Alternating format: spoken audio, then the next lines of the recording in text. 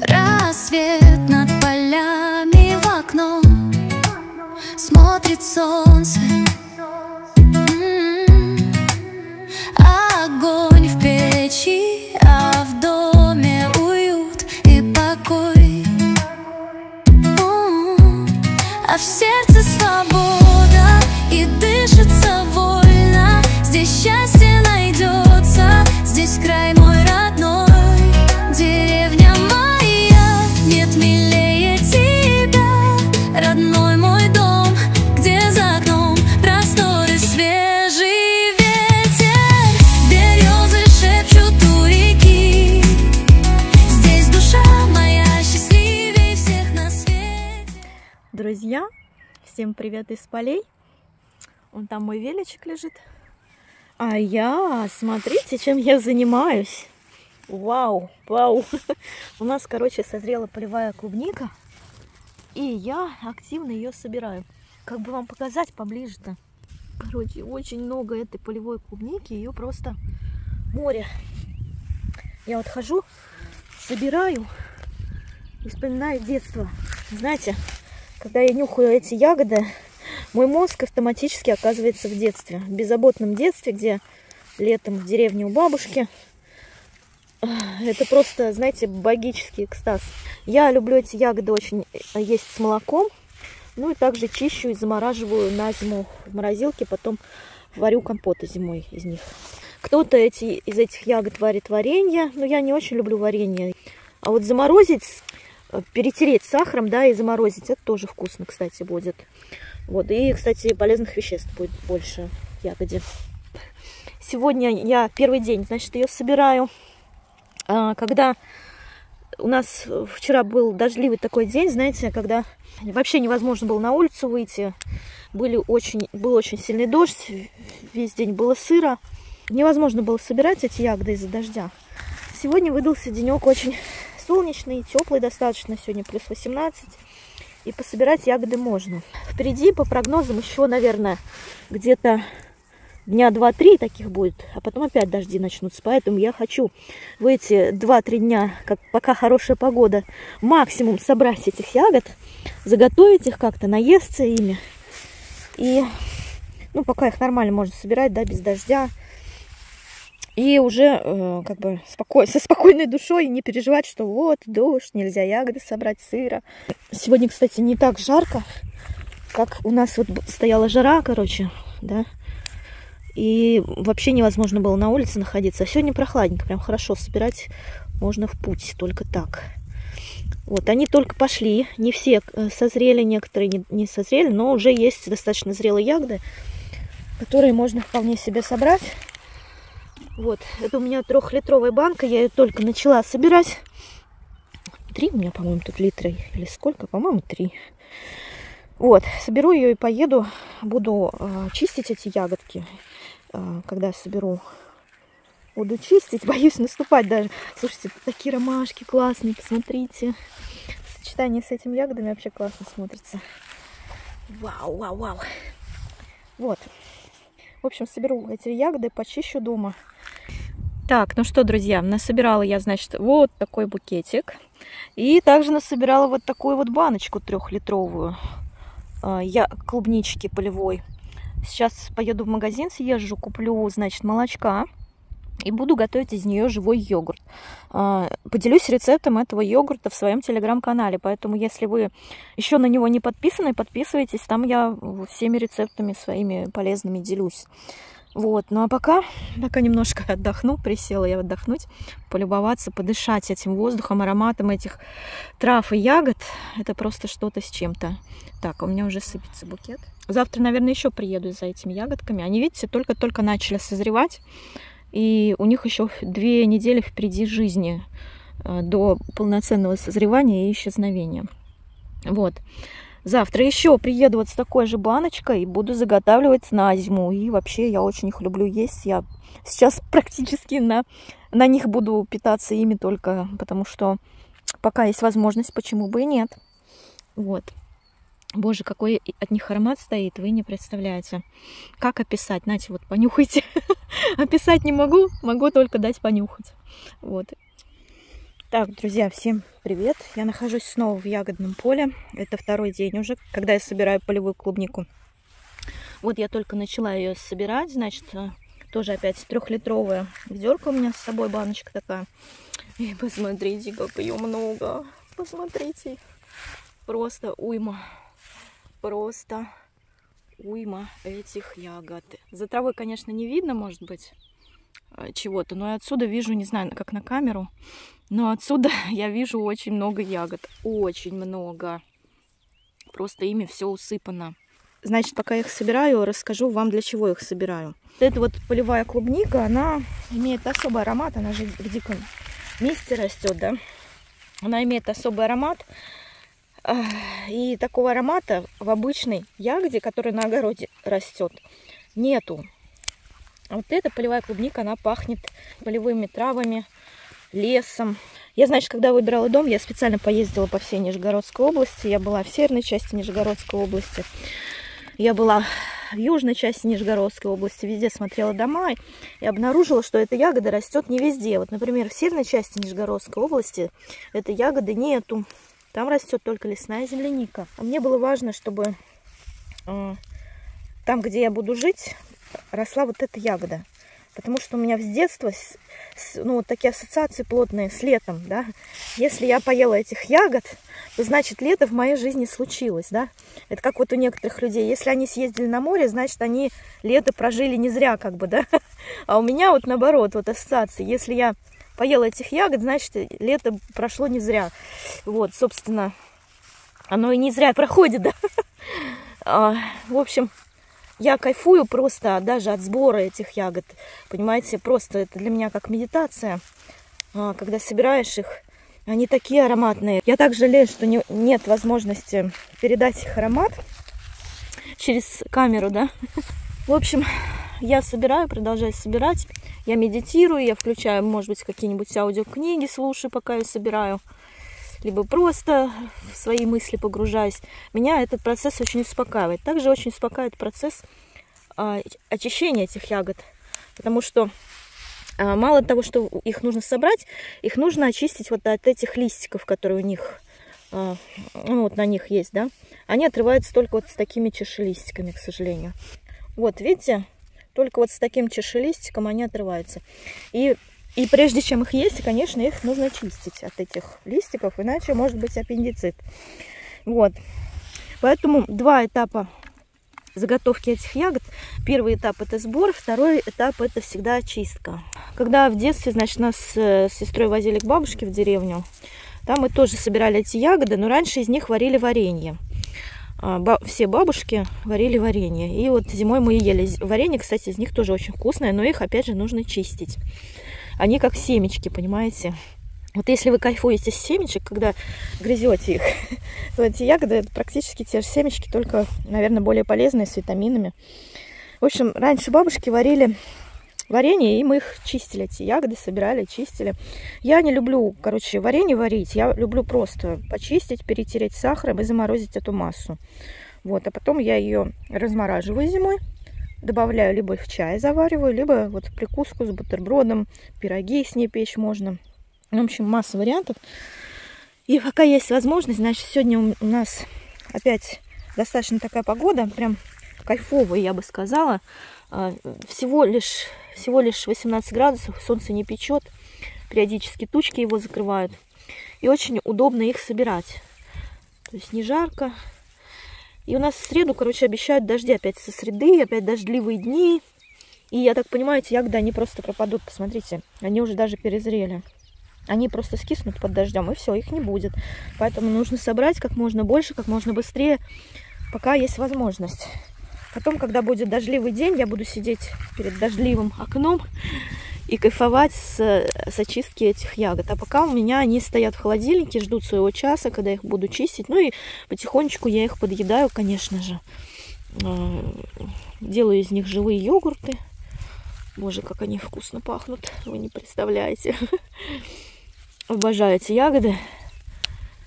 Короче, попробуйте обязательно. Они растут на южных склонах, на холмистой местности, таких вот полянах. Ну, как вам сказать, вот здесь вот леса нет, например, да. есть холмы, как видите, холмики разные. И очень много этой ягоды. Но вот в северной части Нижегородской области, к сожалению, она не растет почему-то. Я не знаю почему. Вот. А в южной части, видимо, здесь больше солнышка. И они вот на таких холмах растут.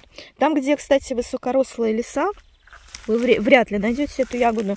Потому что она очень любит солнце. А в высоком лесу обычно тень, да. А эта ягода не очень любит тень, она любит солнышко. Поэтому ищите на солнечных таких вот местах, где, ну, короче, где солнце.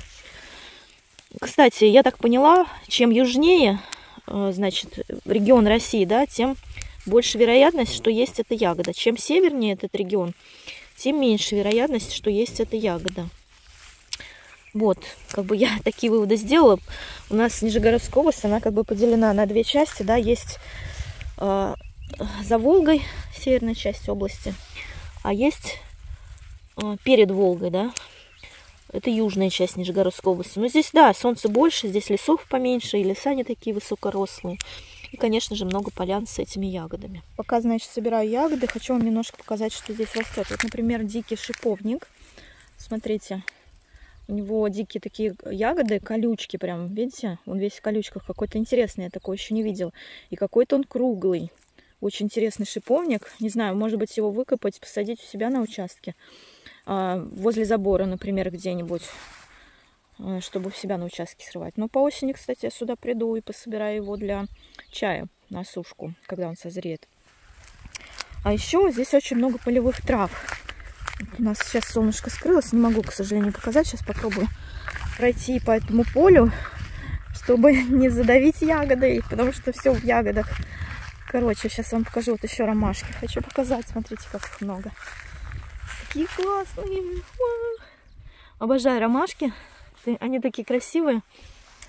Все, рука у меня тянется нарвать букет из них, но все никак. Здесь также растут молоденькие сосенки, видите? Вот. И вон там тоже много сосенок растет по всему полю. Наверное, они когда-то разрастутся, и здесь будет лес. Но вот здесь, кстати, вот это дикая яблоня.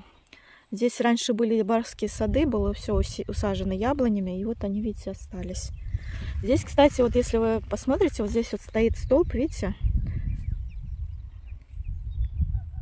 Вот стоит столб, это старый столб опорный для электричества.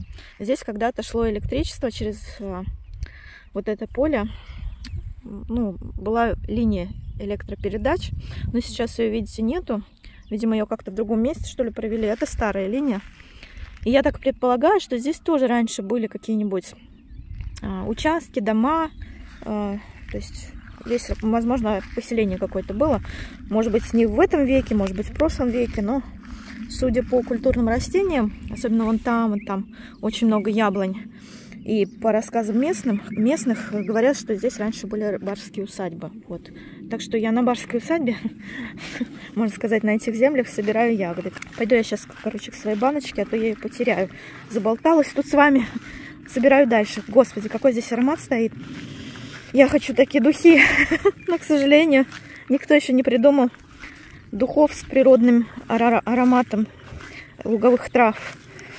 Ой. В общем, собираю дальше. Я нашла тут злачное место. И включусь, когда собираю. Итак, друзья, я собрала эту банку. И знаете, как назло, когда уже все соберешь, тут самые крупные ягоды на поляне. И никак не уйдешь от них. Вот как? Как от них уйти? Вы мне скажите. Вот только посмотрите. Вот. Это вот что? Что это такое? Ну вот, посмотрите. Это какой-то, я не знаю, ну, как от них уйти. Короче, завтра еще 3-й день у меня для сбора ягод. Приеду завтра с этой банкой опять. Взяла я только одну банку. Нет, вы посмотрите, они такие крупные, обалдеть. А я все это время собирала какую-то средняшечку и мелочь. Ну, блин. Короче, буду теперь знать, что здесь есть полянка крупных ягод. И приеду сюда завтра еще. Так, ну что, друзья, набрала я полную банку. Третью 3-литровую баночку. Иду к велосипеду. боюсь наступать на ягоды, потому что они тут на каждом шагу, в буквальном смысле этого слова. Мне тут в комментариях в Телеграме пишут: Наташа, почему вы такую маленькую банку берете? Надо минимум 5-литровку брать. 3-литровки мало. Вы понимаете, друзья, если 5-литровый возьму, то и на ведро замахнусь 10-литровый. Как бы я здесь ночевать останусь. Ну, нет, вот как уйти отсюда? Вы только подумайте, вот как? Я не могу уходить отсюда вот просто так, понимаете? Короче, если я 10-литровку еще возьму, то я здесь останусь, ну, минимум на сутки, наверное. Поэтому, как бы не хотелось все с поля собрать, его не соберешь. Его не соберешь, потому что. Да и дома, знаете ли, у меня дела, как бы, нужно дела дома делать, да? Боже, я боюсь даже наступать. Все раздавить можно. Кошмар какой-то. В общем, дома дела никто не сделает без меня, да? У моих кошек лапки, они пока не научились косить траву. Ой, боже, как мимо этого пройти? Пока, говорю, пока не научились кошки косить траву. Как будто они когда-то ее научатся косить. Я бы, конечно, хотела, но нет такой возможности. В общем, еду домой, отвожу эту баночку. И предстоит мне еще чистка. Блин, боюсь наступать. Предстоит мне чистка еще этих ягод. Вот. И дом дела ждут. Надо косить, надо клубнику высаживать, надо подготавливать кашпо для нее. Ну, короче, много всего. Так, ну вот, друзья, торжественный высып третьей, последней баночки. Хотя я, может быть, еще поезжу, пособираю. Но это, по крайней мере, перед дождями собрано. Зачем мне столько полевой клубники? Вот она, моя полевая клубничка. Хочу сегодня из нее приготовить вареники. Точнее, не из нее, а с ней. У меня осталось тесто с пирожков, которые я делала с луком, с яйцом, с чесночными стрелками. Кстати, рецепт этих пирожков вы найдете у меня в Телеграм-канале. Заходите, смотрите, там иногда рецептами делюсь. И вот еще нарвала редисочки, короче, на огороде. Сейчас буду еще делать на ужин салат. Очень люблю салат с редиской, огурцом, вареным яйцом. Все это сметанкой перемешать. Можно добавить лучку, чесночных стрелочек и просто огонь. Вот, в общем, буду сейчас готовить и покажу вам рецепт заодно вот этих вареников, потому что мне в прошлом году написала подписчица, она сказала: Наташа, обязательно попробуйте эти вареники. В общем, у меня дошли руки наконец-то через год попробовать эти вареники. В общем, попробуем сейчас. Точнее, у меня, в общем-то, осталось не совсем тесто от этих пирожков, а заготовка для них из следующих ингредиентов: творог, яйцо, сливочное масло, кефир, соль, сахар, мука. Все это смешиваете, и получается у вас тесто. Не могу вам сказать точных граммовок, потому что сама все делала это на глаз. Вообще, я так всегда готовлю. У меня все всегда на глаз. Сколько рука возьмет, сколько посчитаю нужно. Так, а здесь я уже чищу ягоды для своих вареников. Как вы понимаете, это дело не быстрое. Это как семечки почистить. В общем-то, у меня здесь литровая кружечка, и я начистила целый литр этих ягод. Затем эти ягоды я засыпаю песком, точнее сахаром, да, и ставлю на некоторое время, чтобы они дали сок. Дальше я вот уже начинаю лепить вареники. Вареники я леплю очень просто, раскатывая тесто и кружкой делаю вот такие вот кружки из них. Добавляю ягоды и закрываю вот так вот варенички, как пирожки. Вот. И делаю это все в перчатках, потому что мне в них очень удобно возиться с тестом. Оно не забивается под ногти. В общем, в перчатках готовить очень удобно их. Так, друзья, ну вот я налепила вареничков. Значит, уже сварила. Здесь у меня сметанка. Я, значит, вот здесь раздавила ягодки с сахаром оставшиеся. Вот. И сейчас со сметаной их смешаю. И у меня будет соус к вареникам, понимаете? Сметанный соус к вареникам. Сейчас. Одной рукой не могу все делать. Придется камерное время отключить. Так, ну что, вот я смешала, да? И пробуем первую пробу. С этих вареничков попробуем. Что за вкус такой? Так неудобно одной рукой, короче, если честно, есть и снимать камеру, на камеру все. Ну, как есть, извините. Сейчас попробуем.